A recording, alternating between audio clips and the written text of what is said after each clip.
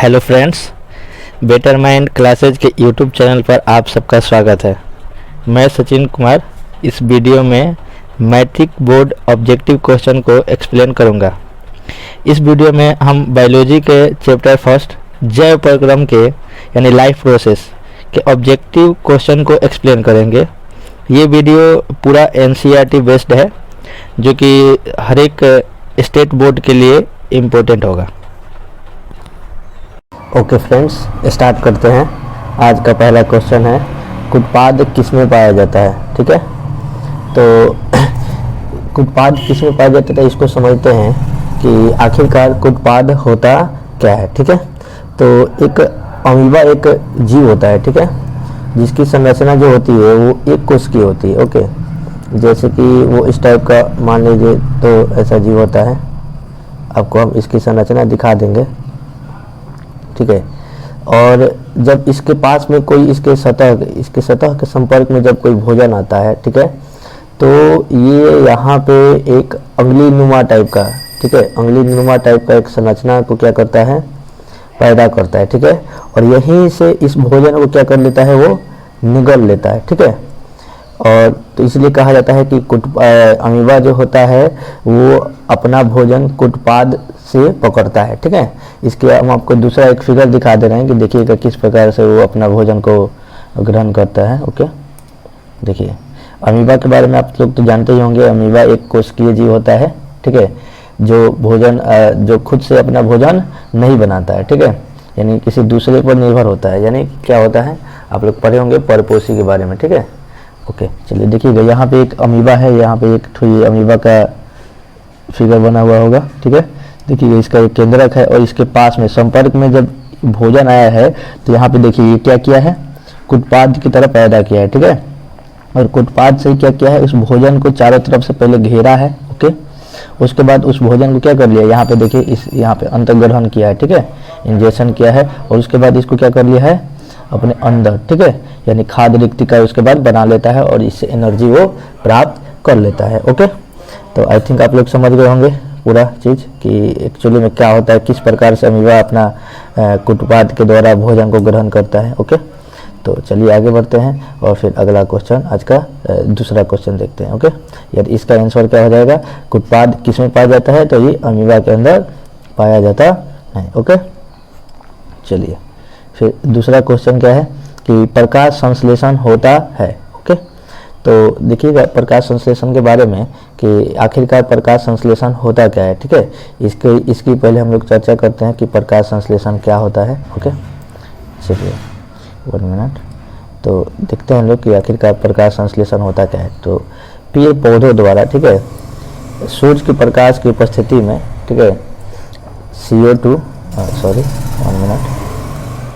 CO2 H2O और minerals, ठीक है, मिनरल्स इन सब की उपस्थिति में, ठीक है, यानी इन सब तत्वों को उनको ज़रूरत पड़ती है और साथ में क्या चीज़, सनलाइट। ओके, इन सब की उपस्थिति में, ठीक है, पेड़ पौधे क्या करते हैं, अपना भोजन बनाते हैं और पेड़ पौधे द्वारा वो भोजन बनाने की जो क्रिया होती है ना, उसी को प्रकाश संश्लेषण कहा जाता है। इंग्लिश में इसको फोटोसिंथेसिस के नाम से जाना जाता है। ठीक है, यानी अगर आपसे ऐसे भी क्वेश्चन पूछ देगा कि प्रकाश संश्लेषण में किन किन तत्वों की जरूरत होती है, तो किन किन तत्वों की जरूरत होती है, कार्बन डाइऑक्साइड, जल और खनिज, ठीक है, उसके बाद वह है सनलाइट, सूर्य की प्रकाश। इसकी उपस्थिति में ही पेड़ पौधे क्या करते हैं, प्रकाश संश्लेषण की क्रिया को करते हैं। प्रकाश संश्लेषण एक्चुअली में कुछ नहीं होता है, ऐसा आपको छोटा सा मतलब ऐसे समझना है एग्जांपल से कि खाना बनाने की प्रक्रिया है। ठीक है, पेड़ पौधों द्वारा खाना बनाने की प्रक्रिया क्या कहलाती है, प्रकाश संश्लेषण कहलाती है। ओके, तो अब आप लोग ये देखते हैं कि इनमें इन 4 तत्वों की जरूरत है। पेड़ पौधों को प्रकाश संश्लेषण करने के लिए क्या क्या चाहिए, CO2 चाहिए, H2O चाहिए, मिनरल्स चाहिए और सनलाइट चाहिए। लेकिन ये तो सनलाइट जो है ये तो रात को मिलेगा नहीं। ओके, सनलाइट तो रात को मिलेगा नहीं, यानी कि क्या फिर से रात को प्रकाश संश्लेषण की प्रक्रिया हो पाएगी, तो नहीं हो पाएगी। ठीक है, तो इसका आंसर क्या हो जाएगा, दिन में। ठीक है, पेड़ पौधे प्रकाश संश्लेषण की क्रिया कब करते हैं, दिन में करते हैं। ओके, लेकिन आप लोग कहीं कहीं बुक में देखते होंगे कि पेड़ पौधे प्रकाश संश्लेषण की क्रिया दिन और रात दोनों में करते हैं, ऐसा लिखा जाता है। कि दिन में करने को प्राइमरी फोटोसिंथेसिस और रात में करने को सेकेंडरी फोटोसिंथेसिस कहा जाता है। ठीक है, यानी प्राथमिक प्रकाश संश्लेषण और द्वितीयक प्रकाश संश्लेषण। ठीक है, तो इसको भी थोड़ा सा समझ लेते हैं कि आखिरकार वो क्या रहता है। ठीक है, देखिए जब पेड़ पौधे जब दिन में इनकी उपस्थिति में जब प्रकाश संश्लेषण की क्रिया करते हैं, CO2, H2 और मिनरल्स की उपस्थिति में जो प्रक्रिया करते हैं, ठीक है, इससे वो एनर्जी बनाते हैं। ओके, इससे क्या करते हैं, एनर्जी बनाते हैं। जब वो एनर्जी बनाते हैं, ठीक है, और ये जो प्रोसेस करते हैं इसके तहत वो क्या करते हैं कि एनर्जी को ओक्योर करके रखते हैं। ठीक है, तो एनर्जी तो उन्हें प्राप्त है और रात में केवल वो श्वसन की प्रक्रिया करते हैं, केवल क्या करते हैं, श्वसन की प्रक्रिया करते हैं। यानी फोटोसिंथेसिस एक्चुअली में वो नहीं करते हैं, फोटोसिंथेसिस करके ओक्योर करके रखते हैं उसको, और फिर रात में उसको क्या करते हैं, उसको श्वसन के रूप में अपना एनर्जी प्राप्त करते हैं। ठीक है, समझ में आ गया होगा। यानी कहने का तात्पर्य यह है कि पेड़ पौधे दिन में प्रकाश संश्लेषण की क्रिया करते हैं तथा रात में केवल श्वसन की प्रक्रिया करते हैं। ओके, समझ में आ गया। और दोनों से ही वो लोग क्या करते हैं, एनर्जी को प्राप्त करते हैं। ओके, चलिए आगे बढ़ते हैं। यानी यहाँ पे इसका आंसर क्या हो गया, यहाँ पे आंसर इसका हो गया कि कुटपाद प्रकाश संश्लेषण होता है तो कहाँ पे होता है, कब होता है, दिन में होता है। ओके, चलिए फिर आगे बढ़ते हैं लोग और अपने अगले क्वेश्चन की तरफ बढ़ते हैं। अगला क्वेश्चन क्या है कि क्लोरोफिल वर्णक है। ठीक है, क्लोरोफिल कैसा वर्णक है। ठीक है, तो वर्णक का मतलब आपको हम एक थोड़ा सा समझाते हैं कि वर्णक का मतलब क्या होता है। वर्णक का मतलब होता है कि जो रंग प्रदान करे, ठीक है, उसी को कहा जाता है वर्णक। इंग्लिश में इसको पिगमेंट कहते हैं। ओके, तो क्लोरोफिल एक क्या है, पिगमेंट होता है, यानी रंग प्रदान करता है। तो क्या चीज़ का रंग प्रदान करता है, कैसा रंग प्रदान करता है, तो ये हरा रंग प्रदान करता है। और कहाँ पे रंग प्रदान करता है इसको भी देखते हैं। ठीक है, तो क्लोरोफिल जो होता है वो पेड़ पौधों के पत्तियों में पाया जाता है। ठीक है, क्लोरोफिल जो होता है पेड़ पौधों के पत्तियों में पाया जाता है। ठीक है, देखते हैं लोग कि जैसे कि कोई यही मान लीजिए कि यही क्या एक पत्तियाँ है। ठीक है, सॉरी, देखिएगा ये मान लीजिए ये पत्तियाँ है। ठीक है, तो इसके अंदर ऐसी ऐसी संरचनाएं ये होगी। ठीक है,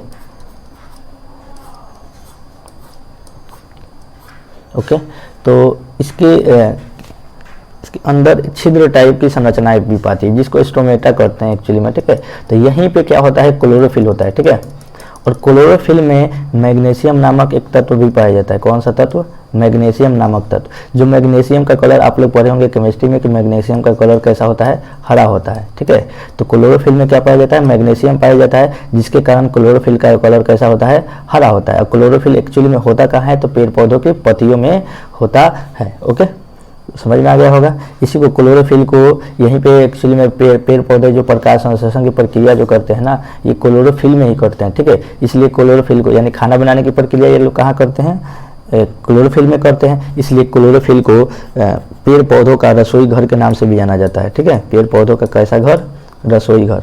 रसोई घर में क्या बनता है, खाना बनता है ना, तो वैसे ही पेड़ पौधों का क्या होता है, रसोई घर में ही खाना बनता है, यानी क्लोरोफिल में ही खाना बनता है। इसको किचन हाउस ऑफ प्लांट भी के नाम से भी जाना जाता है क्लोरोफिल को। ओके, समझ गए होंगे लोग। ठीक है, चलिए आगे बढ़ते हैं और अगला क्वेश्चन को देखते हैं। अगला क्वेश्चन क्या है, रक्त में आयरन की कमी से होने वाला रोग। ओके, इसको समझते हैं थोड़ा सा, रक्त में आयरन की कमी से होने वाला रोग। ठीक है, तो सबसे पहले थोड़ा सा रक्त के बारे में समझते हैं कि देखिए ह्यूमन बॉडी में जो रक्त होता है उसके बारे में समझते हैं। रक्त जिसको खून के नाम से भी हम लोग जानते हैं और इंग्लिश में क्या कहते हैं, ब्लड। ओके, तो रक्त जो होती है ना, ये तरल संयोजी ऊतक होती है। कैसी संयोजी ऊतक होती है, तरल संयोजी ऊतक। ठीक है, चलिए समझिएगा लोग।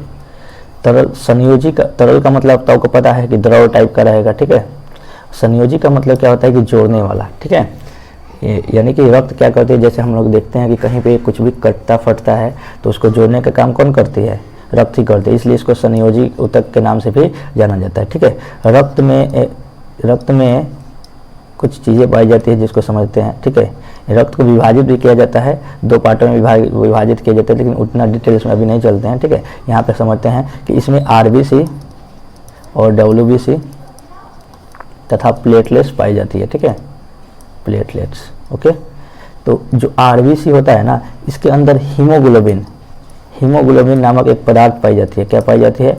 हीमोग्लोबिन हीमोग्लोबिन, ठीक है।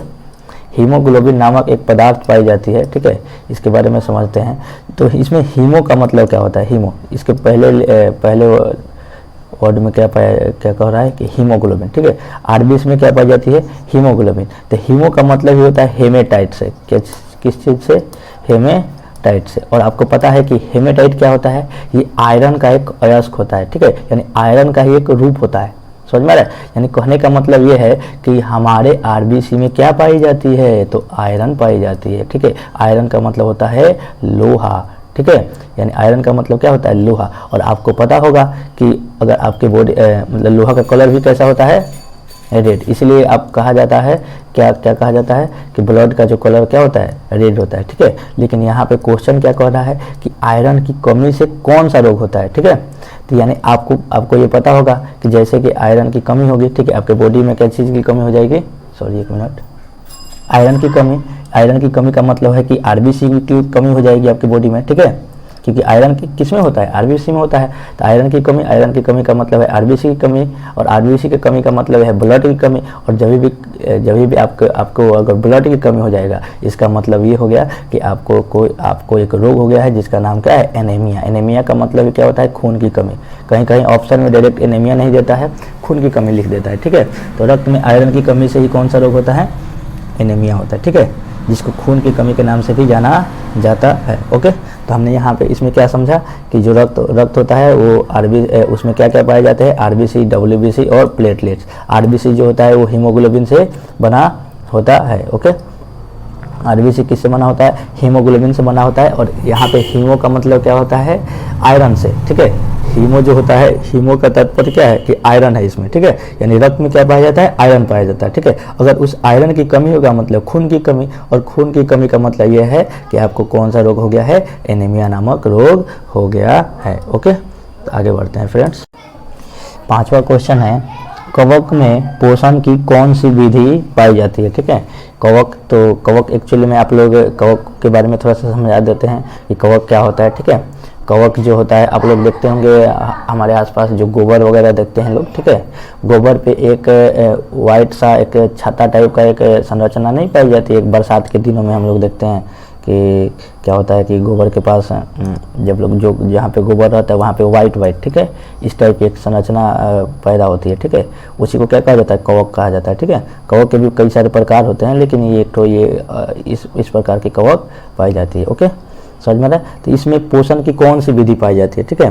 तो जो कवक होते हैं ना, वो एक्चुअली में परपोषी होते हैं, ठीक है, यानी प्लांट में आ जाते हैं, ठीक है।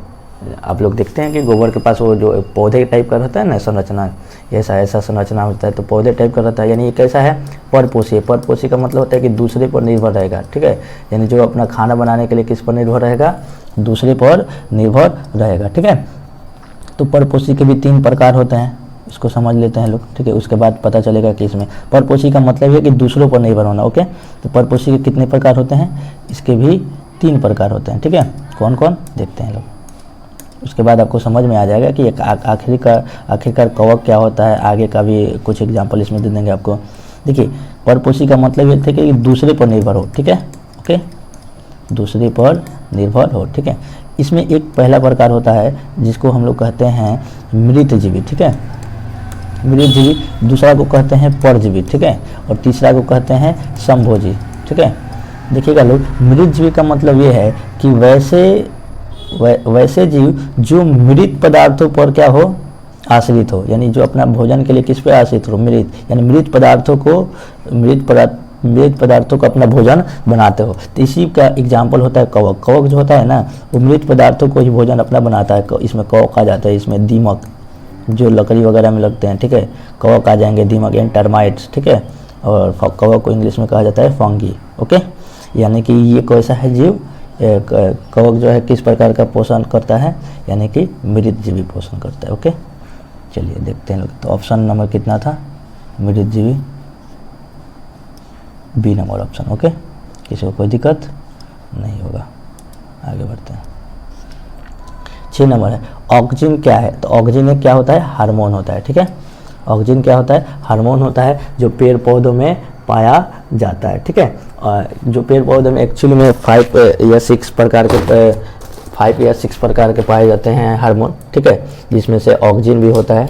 ओके, तो ऑक्सीजन क्या हो गया, यहाँ पे एक हार्मोन हो गया। ओके, चलिए अगला क्वेश्चन के पास पढ़ते हैं कि मनुष्य में वृक्क संबंधित है। ओके, मनुष्य में जो वृक्क संबंधित होता है, तो मनुष्य में जो वृक्क का हिंदी क्या हो जाएगा, सॉरी इंग्लिश क्या हो जाएगा, किडनी, ठीक है। वृक्क को क्या कहते हैं लोग, किडनी। ओके, तो किडनी जो होता है ये हमारे बॉडी में उत्सर्जन के लिए क्या होता है, उत्तरदायी होता है, ठीक है, या उत्सर्जन से संबंधित होता है, ठीक है। जब भी हम लोग कोई खाना खाते हैं तो उससे जो अपशिष्ट पदार्थ बनता है, ठीक है, तो उसको बाहर निकालने का कार्य कौन करता है, किडनी ही करता है, ठीक है, समझ में आ रहा है। जो कि अवशिष्ट पदार्थ में जैसे क्या बोलते हैं कि हमारा जो किडनी होता है वो क्या करता है, यूरिया के रूप में अवशिष्ट पदार्थों को बाहर निकालता है। ओके, चलिए आगे बढ़ते हैं और क्वेश्चन नंबर 8 जो कि क्या कह रहा है, स्वपोषी पोषण के लिए आवश्यक है। 1 मिनट, तब तक के लिए हम क्या करते हैं, इस सबको थोड़ा रफ कर देते हैं। ओके, क्योंकि इसको समझाना होगा। स्वपोषी पोषण के लिए क्या है, कौन से तत्व आवश्यक है। तो आपको हम पहले ही लेक्चर में बताए हैं कि स्वपोषी के लिए कौन कौन चीज़ आवश्यक है। तो देखिएगा लोग, CO2 और हमने आपको बताया था H2O तथा मिनरल्स यानी खनिज तथा सनलाइट, ये भी बताए थे। और इन चारों की उपस्थिति में, ठीक है ना जी, इन चारों की उपस्थिति में जो पेड़ पौधे द्वारा भोजन बनाने की प्रक्रिया ही क्या कहलाती है, क्या बोलते हैं, प्रकाश संश्लेषण कहलाती है। तो एक्चुअली में ये कहाँ पे होता है, तो ये क्लोरोफिल में होता है, ठीक है। तो यहाँ पे आपको ऑप्शन में देखिएगा क्लोरोफिल भी मिल रहा है, तो CO2 भी होगा, ठीक है, क्लोरोफिल भी होगा, क्योंकि क्लोरोफिल की उपस्थिति भी होना आवश्यक है। ओके, क्लोरोफिल में भी होगा और सूरज का प्रकाश की भी जरूरत होगा, ठीक है। यानी यहाँ पे ऑप्शन नंबर क्या हो जाएगा, D हो जाएगा, यानी सभी आंसर सही हो रहे हैं। ओके, चलिए आगे बढ़ते हैं लोग और अगला क्वेश्चन को देखते हैं लोग, ठीक है। प्रकाश संश्लेषण की क्रिया में ऑक्सीजन बाहर निकलता है, ठीक है। तो देखिए जो प्रकाश संश्लेषण की जो क्रिया होती है इसको थोड़ा सा समझ लेते हैं, ठीक है, किस प्रकार से होती है। इसका हम क्लास में एक ट्रिक बताते हैं कि जैसे मान लीजिए कि 6 कप मैगी, मैगी का मतलब क्या है, कार्बन डाइऑक्साइड से है, तथा 12 कप उसमें पानी मिलाना पड़ेगा। जब 6 कप मैगी कह रहे, 6 पॉकेट मैगी, और 6 पॉकेट जब मैगी बनाइएगा तो कम से कम 12 कप उसमें पानी मिलाना पड़ेगा। और इसको सनलाइट की उपस्थिति में जब आप रख देंगे तो क्या होगा, सनलाइट की उपस्थिति में रखने पर ये क्या बनाता है, C6H12 और O6 तथा 6CO2 प्लस 6H2O। ओके, यानी यही जो क्रियाएं होती है इसे क्या कहा जाता है, प्रकाश संश्लेषण की रासायनिक सूत्र के नाम से जाना जाता है, ठीक है। तो यहाँ पे देखिए CO2 6 CO2 था और 12 H2O था, ठीक है ना जी। तो यहाँ पे इनके वजह से क्या बना है, यहाँ पे देखिएगा C6H12O6, इसी को ग्लूकोज के नाम से जाना जाता है। किसके नाम से जाना जाता है, ग्लूकोज। यानी पेड़ पौधे, यहाँ से एक और क्वेश्चन बन गया, पेड़ पौधे प्रकाश संश्लेषण के द्वारा किस पदार्थ को बनाते हैं, तो ग्लूकोज को बनाते हैं, ठीक है। और तथा उसके साथ में ये कार्बन डाइऑक्साइड को बनाते हैं, सॉरी कार्बन डाइऑक्साइड नहीं होगा, यहाँ पे 6O2 होगा, ठीक है, ऑक्सीजन को, क्योंकि पेड़ पौधे तो ऑक्सीजन छोड़ते हैं ना जी, ऑक्सीजन प्लस 6H2O। ओके, तो यहाँ पे जो ऑक्सीजन का जो सोर्स होता है क्या होता है, जल होता है, ठीक है, यानी जल से ही वो ऑक्सीजन को बनाते हैं। तो आगे बढ़ते हैं, यानी यहाँ पे क्या दिया है कि प्रकाश संश्लेषण की क्रिया में ऑक्सीजन बाहर निकलता है, किससे, जल से। ओके, या फिर ऐसे भी आपको क्वेश्चन पूछ देगा कि प्रकाश संश्लेषण की क्रिया में जल का क्या स्रोत होता है, ऑक्सीजन का क्या स्रोत होता है, तो उसका स्रोत क्या होता है, जल। स्रोत का मतलब क्या है कि किससे वो बनता है। ओके, चलिए आगे बढ़ते हैं और अगला क्वेश्चन के पास पहुंचते हैं हम लोग। अगला क्वेश्चन क्या है, 10 नंबर क्वेश्चन है ना। मैग्नीशियम पाया जाता है, किसमें पाया जाता है, तो मैंने आपको पहले ही क्वेश्चन में समझा दिया था, ये दूसरे क्वेश्चन में आई थिंक कि मैग्नीशियम किसमें पाया जाता है, ये क्लोरोफिल में पाया क्लोरोफिल में पाया जाता है। ओके, यानी इसका आंसर नंबर कितना हो जाएगा, ए नंबर आंसर हो जाएगा। ओके, चलिए आगे बढ़ते हैं।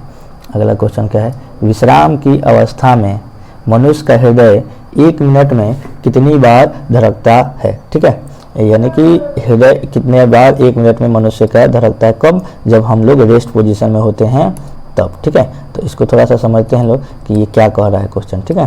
देखिए जो हमारा हृदय की गति पूछ रहा है कि कितना बार 1 मिनट में हृदय कंपन करता है। तो हृदय जो होता है विश्राम की स्थिति में रहेंगे तो 72 टाइम्स करता है, ठीक है। अगर आप क्या करते हैं, कोई एक्सरसाइज वगैरह करते हैं तो ये 90 तक भी पहुंच सकता है, ठीक है, 80-90 के पास भी पहुंच सकता है। लेकिन 90 से ऊपर अगर हो जा रहा है, ठीक है, यानी कि आपको क्या हो जाएगा, किसी प्रकार का रोग हो जाएगा, ठीक है। और अगर 60 से भी अगर कम हो जाएगा तभी भी आप क्या हो जाएंगे, रोग से पीड़ित हो जाएंगे। ओके, चलिए अगला क्वेश्चन देखते हैं। पौधों में जाइलम द्वारा पदार्थों का स्थानांतरण होता है। ये बहुत ही अच्छा क्वेश्चन है, ठीक है। ये क्वेश्चन पूछता रहता है बिहार बोर्ड में कि पौधों में जाइलम द्वारा पदार्थ का किस प्रकार स्थानांतरण होता है, ठीक है। तो इसको थोड़ा सा हम लोग समझते हैं। ओके, चलिए देखिए इसके लिए एक थोड़ा सा रफ टाइप का हम क्या करते हैं, पौधा बनाते हैं इस क्वेश्चन के लिए। देखिएगा लोग, ध्यान दीजिएगा लोग, क्योंकि इससे हम लोग 2-3 और ऑब्जेक्टिव क्लियर करेंगे। ये मान लीजिए कि एक पौधा है, सॉरी अब यहाँ पे इस पर अच्छा सा कोई भी चित्र बनेगा नहीं, ठीक है। इसमें ये पत्तियाँ होती है। आपको पता है कि पेड़ पौधे को प्रकाश संश्लेषण भोजन बनाने के लिए जो भी वो CO2 और H2O और मिनरल्स और सनलाइट, इन सब की जो ज़रूरत थी वो कहाँ पे होनी चाहिए, यहाँ पे पत्तियों के पास होनी चाहिए, तभी वो यहाँ पे भोजन बनाएगा। तो आपको पता है कि जो कार्बन डाइऑक्साइड थी तो वायुमंडल से इन्हें मिल जाएंगे, तथा सनलाइट तो सूरज के प्रकाश से मिल जाएंगे। रही बात H2O और मिनरल्स की, तो ये इन्हें कैसे मिलते हैं, तो ये इन्हें जड़ों के द्वारा प्राप्त होते हैं, ठीक है, यानी भूमि के द्वारा इन्हें प्राप्त होते हैं। तो यहाँ पे जब भी H2O और H2O यानी पानी और मिनरल्स जब यहाँ पे आते हैं, ठीक है, तो इसको जड़ के पास जाएंगे और यहाँ से पेड़ पौधे में एक जाइलम नामक एक उत्तक पाया जाता है, ठीक है, इसको टिश्यू कहते हैं, ठीक है। ये क्या करता है, यहाँ से H2O और मिनरल्स को कहाँ तक पहुँचाने का कार्य करता है, पत्तियों के पास पहुँचाने का कार्य करता है। जब पत्तियों के पास पहुँच जाएंगे तो भोजन बन जाएंगे, और भोजन बनेंगे तो आपको मैंने बताया था किस रूप में भोजन बनते हैं, ग्लूकोज के रूप में, ठीक है। अब यही ग्लूकोज हर एक पौधे के अंग के पास पहुंचना चाहिए, हर एक कोशिकाओं के पास पहुंचना चाहिए, तभी उनको एनर्जी प्राप्त होगा। तो इसके लिए यहाँ पे एक और पदार्थ आ जाता है जिसका नाम, एक और टिश्यू आ जाता है, एक और ऊतक आ जाता है जिसका नाम होता है फ्लोएम, ठीक है। क्या होता है, फ्लोएम। यानी इसका काम क्या होता है, तो पेड़ पौधों में जो बने हुए जो भोजन होते हैं ना, यानी जो ग्लूकोज के रूप में जो भोजन होते हैं, उनको पेड़ पौधों के हर एक कोशिकाओं के पास पहुँचाने का कार्य कौन करता है, फ्लोएम करता है, ठीक है। यानी जाइलम का काम केवल नीचे से ऊपर की तरफ लेके जाना है, ठीक है, नीचे से ऊपर की तरफ लेकर जाना है, किसको, H2O और मिनरल्स को, ठीक है। बल्कि फ्लोएम का काम क्या होता है, तो यहाँ पे जो बने हुए भोजन है उसको हर एक अंग के पास पहुँचाने का कार्य करता है। यानी कि फ्लोएम का जो गति अगर कहा जाए तो ये ऊपर से नीचे की ओर है, तथा जाइलम जो होगा ये हमेशा नीचे से ऊपर की तरफ गति करेगा, ठीक है। यानी कि यहाँ पे जाइलम पदार्थ का स्थानांतरण किधर कैसे करता है, नीचे से ऊपर की ओर, यानी यहाँ पे ऑप्शन नंबर बी हो जाएगा, ऊपर की ओर। ओके, अगर आपसे फ्लोएम पूछेगा तो क्या कहेंगे कि नीचे की ओर। ओके, समझ में आ रहा है, आगे बढ़ा जाए। चलिए आगे बढ़ते हैं, अगले पेज पे बढ़ते हैं।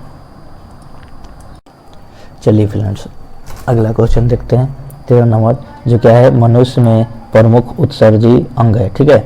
तो अभी शायद हमने आपको बताया था कि वृक्क क्या है, मनुष्य का प्रमुख उत्सर्जी अंग है, ठीक है। हमारे बॉडी में बने हुए जो भी नाइट्रोजनी पदार्थ होते हैं, अवशेष पदार्थ होते हैं, उनको बाहर निकालने का कार्य कौन करता है, वृक्क ही करता है, ठीक है, यूरिया के रूप में बाहर निकालता है। ओके, चलिए अगला क्वेश्चन देखते हैं। अमीबा अपना भोजन किसके द्वारा पकड़ता है, देखिए ये पहला ही क्वेश्चन था, ठीक है। यहाँ पे बहुत लोग गलती कर देते हैं कि स्पर्शक के द्वारा या जीभ द्वारा, ठीक है, लेकिन यहाँ पे स्पर्शक और जीभ होगा ही नहीं, क्योंकि मैंने आपको पहले ही एक्सप्लेन इसके बारे में कर दिया है कि इसके द्वारा होगा, कुटपाद के द्वारा होगा। ओके, चलिए आगे बढ़ते हैं।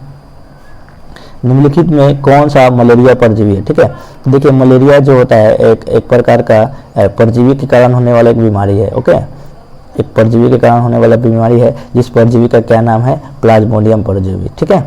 ओके, तो यहाँ पे क्या आंसर हो जाएगा, प्लाज्मोडियम हो जाएगा, ठीक है। यानी निम्नलिखित जो मलेरिया होता है किसके कारण होता है, प्लाज्मोडियम परजीवी के कारण होता है, ठीक है। इसको ठीक करने के लिए कुनैन की दवा आता है, ठीक है ना जी, कुनैन की दवा आता है, ठीक है, कुनैन की दवा से इसको ठीक किया जाता है, ठीक है, समझ में आ रहा है। कुनैन की दवा आता है जो कि सिंकोना नामक एक पेड़ होता है, उसी के छालों से इसको प्राप्त किया जाता है। ठीक है, तो ये तो आपसे क्वेश्चन नहीं पूछेगा, लेकिन आपको ये याद रखना है कि मलेरिया एक कैसा है, क्या है, परजीवी है जो कि प्लाज्मोडियम परजीवी के कारण होता है। ठीक है, चलिए आगे बढ़ते हैं। अगला क्वेश्चन है कार्बोहाइड्रेट, प्रोटीन तथा वसा के पूर्ण पाचक का स्थल निम्नलिखित में से कौन सा होता है। ठीक है, इस क्वेश्चन को थोड़ा सा हम लोग बढ़िया से समझते हैं। ओके, चलिए ध्यान दीजिएगा लोग। देखिए हम जब भी कोई भी खाना खाते हैं तो उसमें हम लोग को क्या क्या मिलते हैं, कार्बोहाइड्रेट मिलेगा, ठीक है, प्रोटीन मिलेगा तथा क्या मिलेगा, वसा मिलेगा। कार्बोहाइड्रेट, प्रोटीन तथा वसा, ये तीनों चीज़ हमें प्राप्त होते हैं। ठीक है, तो जैसे ही हम लोग कोई भी खाना खाते हैं, ठीक है, तो हम लोगों को कार्बोहाइड्रेट जो होता है इसका पाचन करना पड़ेगा, तो इसका पाचन जो होता है मुंह से ही प्रारंभ हो जाता है। ठीक है, तो ये भी क्वेश्चन पूछता है कि कार्बोहाइड्रेट का पाचन कहाँ से प्रारंभ होता है, तो मुंह से हो जाता है। ठीक है, वही प्रोटीन का पाचन ये हमारे आमाशय से प्रारंभ होता है। ठीक है, ये डिटेल्स में पढ़ना है, क्लास में थ्योरी में हम लोग पढ़ाते हैं कि कौन इसका पाचन करता है वगैरह वगैरह।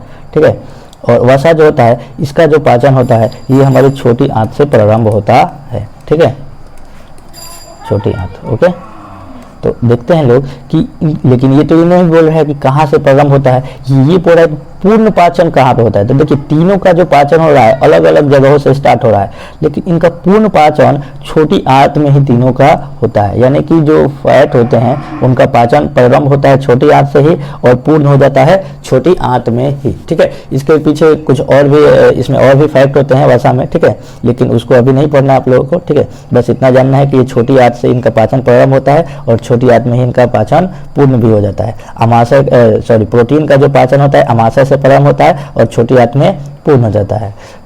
कार्बोहाइड्रेट का जो पाचन होता है मुंह से प्रारंभ होता है और छोटी आंत में पूर्ण हो जाता है। ये बहुत ही इंपॉर्टेंट क्वेश्चन है। ठीक है, ये पूछता रहता है कि प्रोटीन का पाचन कहाँ से प्रारंभ होता है, तो आमाशय से। कार्बोहाइड्रेट का पाचन कहाँ से प्रारंभ होता है, तो मुंह से। ओके, तो ये सब चीज़ों को आपको याद रखना है। ठीक है, ये ऑब्जेक्टिव, ये फेवरेट क्वेश्चन है बिहार बोर्ड का, बनते रहता है। ओके, चलिए आगे बढ़ते हैं। अगला क्वेश्चन है खुला परिसंचरण तंत्र पाया जाता है। क्वेश्चन नंबर कितना है, 17। ठीक है, खुला परिसंचरण तंत्र पाया जाता है। खुला परिसंचरण तंत्र का मतलब ये होता है कि उनके बॉडी में नलिकाएं नहीं होती है। नलिका का मतलब क्या है कि धमनी और सीरा। ठीक है, जैसे हम लोगों के बॉडी के अंदर क्या होती है, धमनी होती है, सीरा भी होती है। ठीक है, इंग्लिश में करते हैं आर्टरी और वेन्स, यानी जो भी हमारा जो ब्लड होता है आर्टरी और वेन्स में ही बहता है। ठीक है, समझ में आ रहा है, आर्टरी और वेन्स में ही बहता है। तो कुछ ऐसे भी जीव होते हैं, ठीक है, जिनके अंदर क्या होता है कि खुला परिसंचरण तंत्र पाया जाता है। सॉरी, हम लोगों के अंदर कैसा परिसंचरण तंत्र पाया जाता है, बंद। लेकिन कुछ ऐसे भी जीव होते हैं जिनके अंदर खुला परिसंचरण तंत्र पाया जाता है, यानी कि उनके अंदर नलिकाएं नहीं होती है। ठीक है, नलिका नहीं होगा तो उसमें क्या होगा, ब्लड ऐसे ही बहेगा। ठीक है, पूरा बॉडी में ऐसे ही ब्लड बहेगा। ठीक है, इसका छोटा सा एग्जाम्पल है, ट्रिक होता है कि बहुत ही छोटे मोटे जीवों में खुला परिसंचरण तंत्र पाया जाता है। ठीक है, यानी छोटे कीड़े मकोड़े में खुला परिसंचरण तंत्र पाया जाता है। ठीक है, और वैसे जीव को अगर आप पैर से क्या कर रहे हैं, कचार दे रहे हैं या आपसे मतलब क्या बोल रहे हैं, दबा जा रहा है, ठीक है, तो उसका ब्लड जो है चारों तरफ क्या हो जाएगा, फेंका जाएगा, मतलब ऐसे 5 सेकंड होगा। ठीक है, चारों तरफ फेंका जाएगा। ठीक है, लेकिन हम लोगों का अगर जिसके अंदर परिसंचरण तंत्र, बंद परिसंचरण तंत्र पाया जाएगा, अगर उसको अगर आप क्या करेंगे, कहीं से भी काटते हैं, ठीक है, या फिर कटता है, ठीक है, तो वहाँ पे प्रेशर के रूप में ब्लड क्या होता है, फेंकता है। ठीक है, मतलब जैसे बहुत ही ज़्यादा प्रेशर में फेंकेगा। ओके, तो वहाँ पे क्या होगा, यानी उनके अंदर क्या है, नलिका है। नलिका है तो यानी प्रेशर भी है। ठीक है, यानी इससे एक और डाउट हम लोग का क्लियर होता है कि वैसे जीव जिनमें खुला परिसंचरण तंत्र पाया जाता है उनका ब्लड प्रेशर बहुत ही कम होता है। ठीक है, क्योंकि नलिका में अगर वो बहेगा नहीं तो वहाँ पे उसका प्रेशर क्या होगा, कम होगा, और अगर नलिका में बहेगा तो प्रेशर क्या हो जाएगा, ज़्यादा हो जाएगा। ओके, यानी कि जो इसमें देखिएगा मनुष्य, तो मनुष्य में मैंने अभी भी बता दिया कि मनुष्य में नहीं होता है, इसमें बंद परिसंचरण पाया जाता है। घोड़े में भी बंद पाया जाता है, और स्त्री तो वही में आ गया। ठीक है, मनुष्य पुरुष या स्त्री बात तो बराबर है। ठीक है, समझ में आ रहा है, मनुष्य में ही आ जाएंगे पुरुष या स्त्री। ओके, यानी यहाँ पे जो कॉकरोच क्या होते हैं, इनके अंदर खुला परिसंचरण तंत्र पाया जाता है। और आप लोग सुनते होंगे कि कॉकरोच का जो ब्लड होता है वो व्हाइट कलर का होता है। तो व्हाइट कलर का क्यों होता है, क्योंकि उनके पास आरबीसी नहीं पाया जाता है। ठीक है, कॉकरोच के ब्लड में आरबीसी नहीं पाया जाता। जब आरबीसी नहीं पाया जाएगा, आरबीसी का मतलब होता है रेड ब्लड सेल। ठीक है, यानी कि जब आरबीसी यानी कि आरबीसी ही नहीं पाया जाएगा तो उसका ब्लड रेड कैसे होगा। ओके, यानी इनके अंदर कैसा ब्लड होता है, कॉकरोच के अंदर वाइट कलर का ब्लड होता है। ओके, चलिए आगे बढ़ते हैं लोग। अगला क्वेश्चन है, क्या है, हमारे शरीर में कौन सा हार्मोन कार्बोहाइड्रेट, प्रोटीन तथा वसा के उपापचय के लिए उपापचय का नियंत्रण करता है। यानी वही उपापचय का मतलब इतना समझिए कि पचाने का, ठीक है। ये छोटे मतलब शॉर्ट से आपको बता दे रहे हैं कि पचाने में काम करता हो, ठीक है, यानी पचाने को नियंत्रित करता हो, ठीक है। वैसे उपापचय का अलग मीनिंग होता है, ठीक है। इसको क्लास में समझाते हैं लेकिन अभी थोड़ा टाइम लग जाएगा, ठीक है। यहाँ पे ऐसे समझिएगा लोग कि इसको क्या करना है, उपापचय का मतलब ये है कि क्या कर देना है, पचा देना है, ठीक है। पचाने का में कौन नियंत्रण होता है, कार्बोहाइड्रेट, प्रोटीन और वसा को, ठीक है। तो इसमें देखिए इंसुलिन तो होगा नहीं क्योंकि आपको पता है ये डायबिटीज से रिलेटेड है, ठीक है। यानी कौन हो जाए, थायरॉक्सिन हो जाएगा। ये टेस्टेरोन और एस्ट्रोजन ये तो लिंग हार्मोन है, ठीक है। तो ये तो होंगे नहीं, यानी होंगे कौन, थायरॉक्सिन। ये थायराइड ग्लैंड से सीक्रेट होता है यानी निकलता है। ओके, चलिए अगला क्वेश्चन देखते हैं। अगला क्वेश्चन क्या है, चलिए, श्वसन किस प्रकार की रासायनिक अभिक्रिया है। ये बहुत ही इंपॉर्टेंट क्वेश्चन है, ठीक है। श्वसन किस प्रकार की रासायनिक अभिक्रिया है, ठीक है। ये क्वेश्चन पूछते रहता है और इसमें लड़के फंसते रहते हैं, ठीक है, क्योंकि लड़के तो पढ़ के गए रहते हैं कि हाँ उपचयन या अपचयन में से कोई होगा, ठीक है। लेकिन एक्चुअली में ये भी हो सकता था, लेकिन यहाँ पे आंसर दूसरा कुछ होता है, ठीक है। देखिएगा, ध्यान दीजिएगा लोग, श्वसन जो होता है किस प्रकार की अभिक्रिया है, ठीक है। तो यहाँ पे पूछ रहा है कि किस प्रकार की वो अभिक्रिया है। तो श्वसन देखिए, एक ठो होता है ऊष्माक्षेपी अभिक्रिया और एक ठो होता है ऊष्माशोषी अभिक्रिया, ठीक है। ध्यान दीजिएगा लोग, एक ठो होता है ऊष्माक्षेपी जिसको एक्सोथेरेपिक हाँ एक्सोथेरेपिक कहते हैं और इसको इंडोथेरेपिक कहते हैं, ठीक है। चलिए ध्यान दीजिएगा लोग, इसमें क्या होता है, ऊष्माक्षेपी का मतलब क्या होता है। ऊष्माक्षेपी का मतलब ये होता है कि जो बड़े बड़े अणु होते हैं वो छोटे अणुओं में क्या हो जाएंगे, विभाजित हो जाएंगे, ठीक है। इन छोटे अणुओं में विभाजित हो जाते हैं, ठीक है। जब भी कोई बड़ा अणु टूटकर छोटे अणु में विभाजित होगा, यानी कि यहाँ से क्या हो जाएगा, एनर्जी जो होगा ये क्या होगा, मुक्त होगा। यानी ऊर्जा क्या होती है, मुक्त होती है, यानी रिलीज होती है, ठीक है ना जी। यहाँ पे ऊर्जा क्या होगा, रिलीज होगा, ठीक है। और जब ऊर्जा रिलीज होगा, ऊर्जा रिलीज होने का मतलब ये है कि ऊष्मा क्या हो रहा है, ऊष्मा क्या हो रहा है, मुक्त हो रहा है, ठीक है। यानी उसी को क्या कहेंगे, ऊष्माक्षेपी अभिक्रिया। और जहाँ पे ऊर्जा क्या होगा, रिक्वायर्ड होगा, जरूरी होगा, ठीक है, वहाँ उसको क्या कहेंगे कि ऊष्माशोषी अभिक्रिया। यानी ऊष्मा को क्या कर रहा है, शोषण कर रहा है, ठीक है, यानी खींच रहा है। यहाँ पे क्या कर रहा है, ऊष्मा क्या कर रहा है, ये रिलीज कर रहा है, ठीक है। यानी यहाँ पे कौन सी अभिक्रिया, ऊष्माक्षेपी अभिक्रिया। तो जो श्वसन जो अभिक्रिया होती है, ठीक है ना जी, इसमें क्या होता है आपको बता दे रहे हैं श्वसन के बारे में। श्वसन में क्या होता है, ठीक है, इसमें क्या होता है कि कार्बन डाइऑक्साइड, ठीक है, सॉरी कार्बन डाइऑक्साइड नहीं,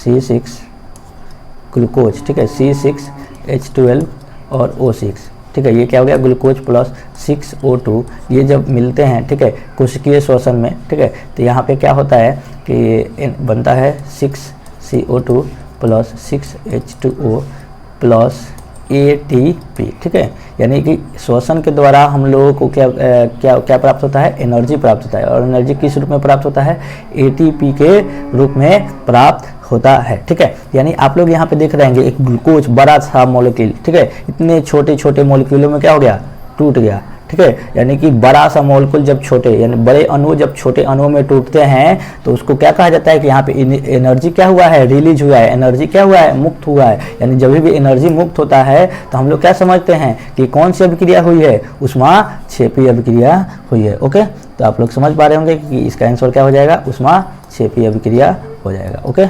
चलिए आगे बढ़ते हैं और पहले इसको सबको एक बार इरेज कर देते हैं। चलिए आज के सेशन का अंतिम क्वेश्चन को देखते हैं, ठीक है, कि किस पौधे में रंध्र अनुपस्थित रहते हैं, ठीक है। तो रंध्र का मतलब समझते हैं कि रंध्र क्या होता है, ठीक है। रंध्र इसको इंग्लिश में कहते हैं लोग एस्टोमेटा, ठीक है। तो पेड़ पौधे में छोटी छोटी छिद्र पाई जाती है, ठीक है। ऐसे मान लीजिए पेड़ पौधे में नहीं, मतलब पेड़ पौधे के पत्तियों में। ओके, पेड़ पौधे में कहाँ से छिद्र पाएगा, ठीक है। पेड़ पौधे की पत्ती में ऐसे ये आपको दिखेगा नहीं, ठीक है। इसके लिए, इसको दिखने के लिए आपको क्या करना पड़ेगा, वो माइक्रोस्कोप की ज़रूरत पड़ेगा, ठीक है। ये छोटी छोटी जो छिद्र पाई जाती है इसी को क्या कहा जाता है, एस्टोमेटा, ठीक है। और हमने अभी देखा था इसके पहले कि श्वसन प्रक्रिया के द्वारा H2O और ऑक्सीजन बन रहा था, ठीक है। तो ये भी जो H2O और जो ऑक्सीजन होता है ना, यहीं से रिलीज होते हैं, यानी कि ये छोटे छोटे ये जो छिद्र होते हैं ना स्टोमेटा, वहीं से वो क्या होते हैं, रिलीज होते हैं, यानी बाहर निकलते हैं। ठीक है, यानी कि ऐसा कहा जाता है कि H2 और ऑक्सीजन को लॉस करने की प्रक्रिया क्या कहलाती है, वाष्पोत्सर्जन। ठीक है, यानी आपसे ऐसे भी क्वेश्चन पूछ देगा कि वाष्पोत्सर्जन कहाँ पे होता है, तो स्टोमेटा में होता है। ठीक है, वाष्पोत्सर्जन का मतलब क्या है कि समझिए, तो जैसे हम लोग का पसीना होता है ना, वैसे पेड़ पौधों का पसीना, ठीक है ना, पेड़ पौधे को पसीना को लॉस करने की प्रक्रिया ये क्या कहलाती है, स्टोमेटा कहलाती है। ठीक है, यानी रंध्र। अब यहाँ पे पूछ रहा है कि किस पौधे में रंध्र नहीं पाए जाते हैं। ठीक है, यानी कि आज में तो आम में पाया जाता है, हाइड्रिला में भी पाया जाता है, नागफनी में भी पाया जाता है, लेकिन किस में नहीं पाया जाता है जी, कनेर नामक पौधे में नहीं पाया जाता है। ओके, अब कनेर आप लोग देखे होंगे अपने आसपास इधर उधर इसका पौधा होता है। ठीक है, जो पीला पीला होता है। ठीक है, इसको पूजा करने के लिए इसका यूज भी किया जाता है। ठीक है, तो ओके फ्रेंड्स, आज का लेक्चर यहीं पे हम लोग समाप्त करते हैं। ठीक है, ओके, फिर मिलते हैं।